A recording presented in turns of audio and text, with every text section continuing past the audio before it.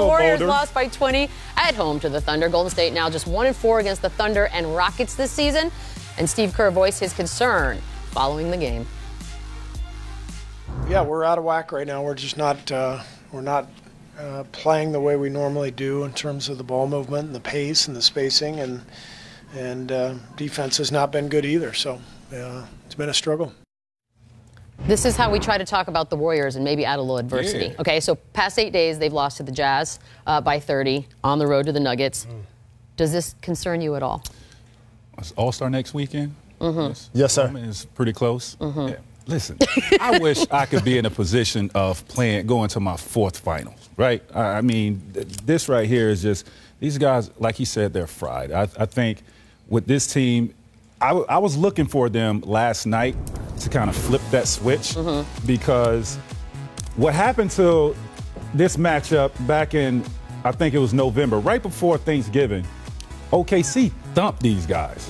And this possibly could be a second-round match. This could be a semifinals matchup right here. And I was looking for them to flip that switch. I know they hadn't been playing well, but a team that has 2-time MVP, Kevin Durant, 4 All-Stars, I'll say that. I was looking for them to flip that switch against OKC, and they didn't. And they got thumped again last night. 2 games, 47 turnovers against this team. Is it reason to be concerned? No, I think they're looking for All-Star weekend. No need to concern. As we all know, you guys played on very good teams. You look at the season in sections. You say you have the beginning of the season, the first half.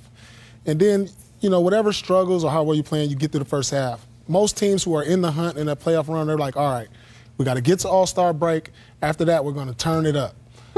You know, you have a little more energy. You get that week off now. You get, or in our case, we only got a couple days. You're like, it's like a new energy when you get away from everybody and you come back. That's what the Golden State Warriors need.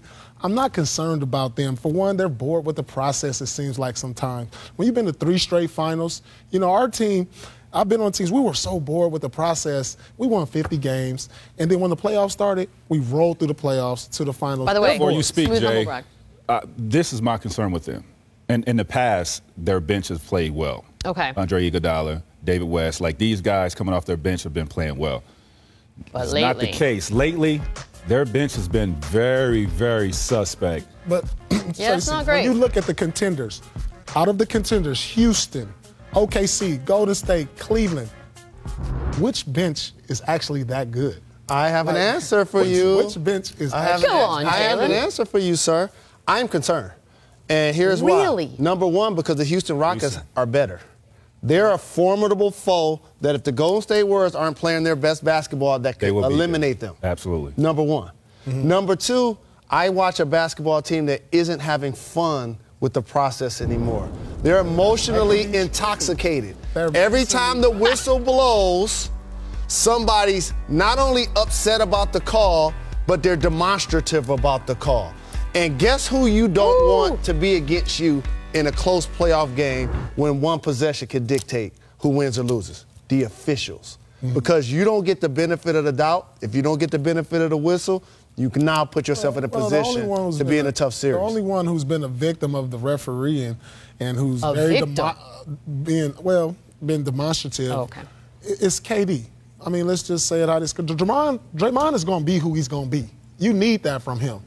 KD is the one who you kind of get worried about, like when playoffs come, if he's going to be adding up all these technicals and getting ejected. You don't want to put yourself in a situation where you did 2 years ago where Draymond had got a technical and was suspended, and it cost them the series. You don't want to put yourself in that position. And there could be a cause for concern that one of these guys that can happen to as these suspensions and technicals add up. Look, the good thing about it, All-Star break is coming up. They have 30 games to get it right and get back on track and play championship basketball. Last year, it was a sense of urgency that they played with because of everything that went on with KD. They don't have that this year. But they didn't have the competition that they have with the Houston Rockets. These guys are pretty damn good. Both of you guys alluded to something I want to touch. It's not just KD. Livingston's been suspended. Steph is throwing the mouthpiece. You mentioned KD as well. Also, their bench. When I'm watching them play, there are some people that they're asking to play quality minutes that I am still waiting to see. Like, when I see Nick Young at the end of the game, open for a 3, and Steph was on the wing, and he pump fakes and shoot an air ball, I'm like, wait a minute, he might actually be in a game in the conference finals. I have to see him perform in that moment. They're relying on him to play quality minutes, for example. The thing you have to ask yourself, before one more thing, baby. Oh, no problem. Who can beat the Warriors 4 times out of 7? Can you tell him? We just said it, bro. Tell him. I mean, it's regular season. It's regular season. But when the chips are on the line, they've been to the finals 3 times. I think you underestimate how good the Rockets are. Maybe that's Rockets, true. I respect the Rockets. The Rockets will give them a hell of a challenge. So will OKC. It's not a cakewalk this year, but it's just tough for me to go against the guys this year. who You're have going to have to been wait, there. guys. You're going to have to wait. We got to see what happens.